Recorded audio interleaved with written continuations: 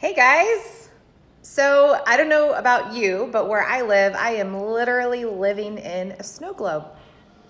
So I'm curious if you are as well. And actually, what I'm thinking about right now is my coffee. I haven't had my coffee yet. So I want a little inspiration from you guys before we get started on this super important topic. What's your favorite coffee drink? Like, what are some fun things you put in your coffee to mix it up? Tell me, because I want all the inspiration so that while I'm talking to you and I'm just hanging out, I get motivated and inspired just by thinking about my coffee.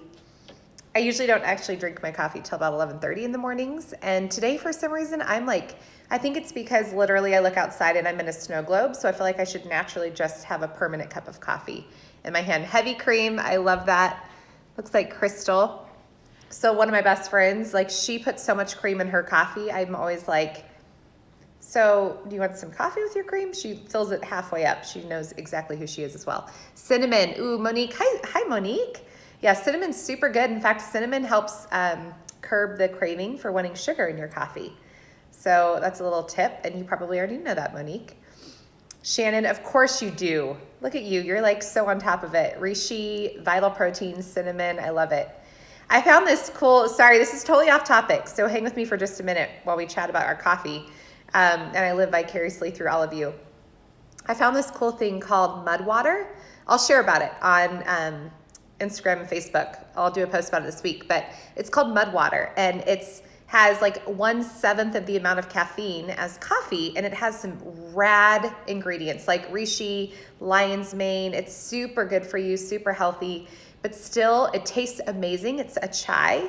And it gives you that craving, or kind of helps satisfy that craving for coffee or for something warm. So Chris, natural creamer, but I'm being bad. Stevia is good. Yeah, stevia is good.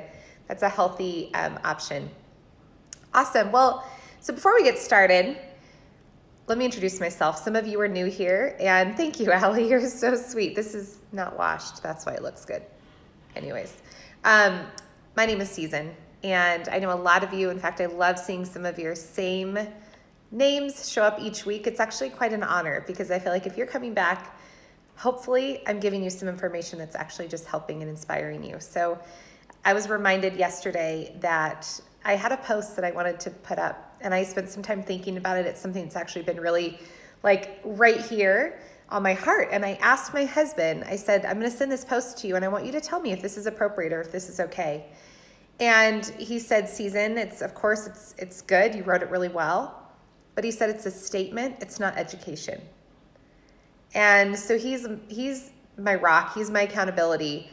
And he keeps me grounded in this space because I think sometimes, especially around the topic of vaccines, which is a really heated topic, we can put statements out there. But what does a statement do? Instead of putting a statement, let's educate. Let's use this space online wisely. Let's be a steward of our words and a steward of just what comes out. And I think one of the ways that we can show love is actually with our words. And so it was really good. He totally called me out and held me accountable. And although my statement was really well written and really in love, it was a statement and it wasn't education. So all that to say, I hope that that's what I bring here. And I use online, I use my blog, seasonjohnson.com. I use YouTube. You can find me at Season Johnson. I use Facebook and Instagram to educate and empower you on how to live your healthiest life. Again, my name is Season Johnson. I'm a nutritional therapy practitioner. I'm also the founder of the Kick Cancer Movement. And I'm a presidential Diamond with doTERRA essential oils. So every aspect of my job is really about health. And today we're going to talk about vaccines, and we're going to talk about if you are vaccinating, or if you're forced to vaccinate, if you choose to vaccinate, no matter what camp you're in, I want to tell you 3 things that I really want you to do in hopes that it's going to continue in helping you thrive. So if you know somebody who is vaccinating, somebody who vaccinates and is just choosing to do that, being forced into it, will you share this so that we can get them this information as well? Oh, I'm so excited, Jackie, that you got your Kick Cancer kit. I'd love to hear from you. You can send me a message, a private message, so I can hear a little bit about your story. I'd love to hear. So today what we're going to talk about are 3 things that you can do if you're vaccinating to help your body, help your child's body really be okay through the vaccine. So for those of you who aren't familiar with vaccines, the idea behind it is that people were getting really sick. And this was years ago. And the thought in research was, if we can find that virus and we can turn it into to a vaccine, we can put it in the body so the body develops this immunity to it. And it was actually a really amazing thought and a really good idea. And without getting into all the details, things have come now forward as the medicine is advanced. And in order to make these vaccines, they put a lot of junk in them. And whether you choose to vaccinate, whether you don't, the bottom line is the ingredients in the vaccine can be harmful. The vaccine itself, I love the idea. I love the thought behind what preempted the idea of vaccines. So number one, what we want to look at is I want you to be educated. So number one of three things, you need to be educated. Okay. The way that I encourage you to be educated is I want you to just do this simple thing. I want you to ask your physician for a vaccine insert. So every vaccine that you get or that your child gets comes with an insert. Actually, it has to. And in that insert, it tells the ingredients in the vaccine. Now, the reason I'm asking you to do this is not because I'm trying to show you that there's toxins. That's not it at all. The reason I'm asking you to get that vaccine insert is because I want you to actually spend some time, and I know this is not going to be super popular or fun. Get your favorite drink, spend some time, and I want you to Google the ingredients in the vaccine. Now, the reason I'm asking you to Google it is just because I want you to be educated. So if you see in there that there is a word that you don't even recognize, Google it to find out what it is. And I think what's going to happen is you're going to look and you're going to go, oh yeah, that seems like it's a chemical. And I get it, chemicals shouldn't be in my body and my child's body. So I really should detox. So again, I want you guys to know where I stand right now. Where I stand is that I love you. I don't care what your choice is. I just want you to be educated to be healthy through your choice, okay? So number one thing, be educated. Ask for the vaccine insert. Take like 30 minutes to an hour. Google the ingredients so that you understand what you're putting in your body or your child's body. Therefore, you can make an educated decision on how to take step number two. Step number two, you're only going to be motivated to do it if you're empowered. And the only way you're going to be empowered and motivated is if you're educated. And so that's why I asked you to research. Okay, so step one is educate. Step two is to detox. This is so important. Even if you're not vaccinating, this is something you guys hear me talk about all the time here. We need to be detoxing. We need to be actively detoxing our bodies on a regular basis. And even more so when we're intentionally going through a treatment or a protocol where toxins are being put in our body. When my son went through chemotherapy, we upped his detox because there was an onslaught of toxins going into his body. So here's how you're going to detox. I actually drew it all out for you. In Facebook, you have the link to the blog post that's in the title of this video. On Instagram, you're going to go to seasonjohnson.com/blog. In the little search box, you're going to type in vaccine. It will come up with a post that's an in-depth description of how to detox after a vaccine, okay? So that's step number two.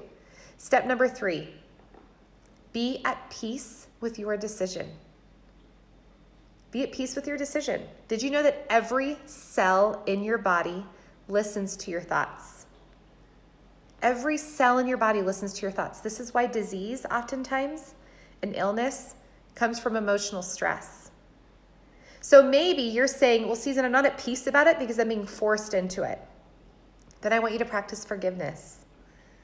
And I know it's hard, you guys, but practice forgiveness. Did you know that there are health benefits associated with being able to forgive? There's also obviously health benefits associated with peace.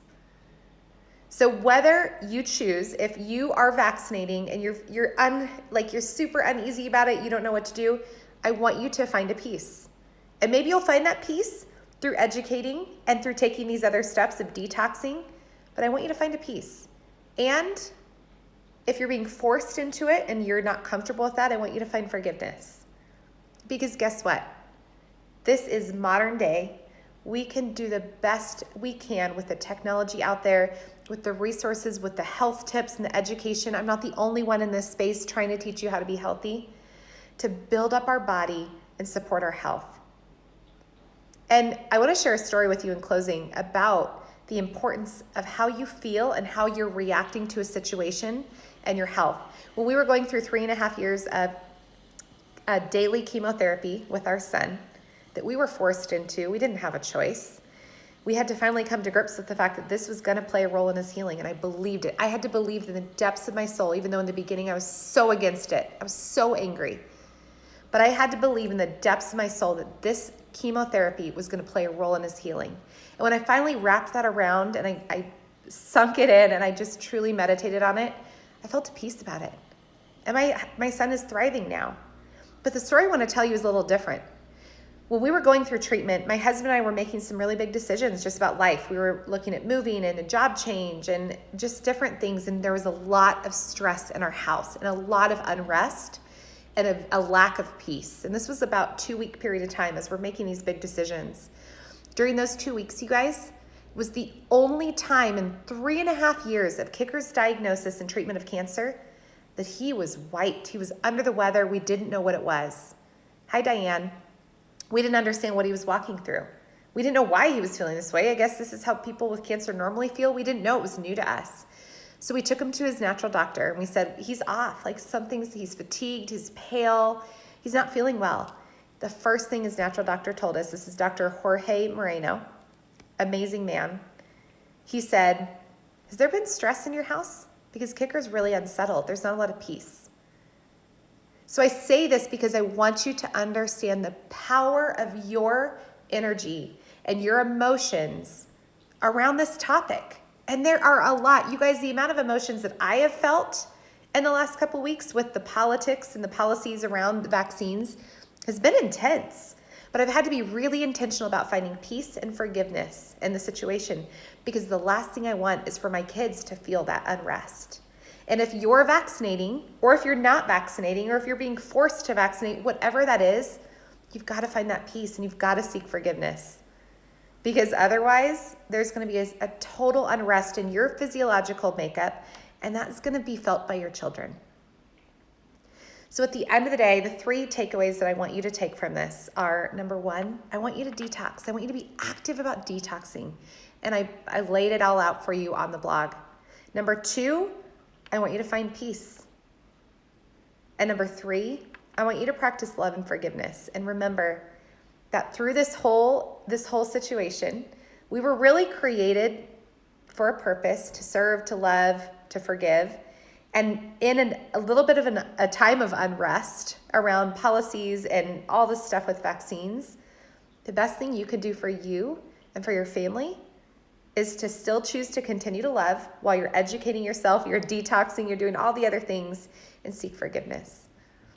So I hope that was helpful. I hope that inspired you guys, encouraged you. And at the end of the day, I know that this wasn't a really health talk from a physical standpoint, but hopefully it just helps you from an emotional standpoint.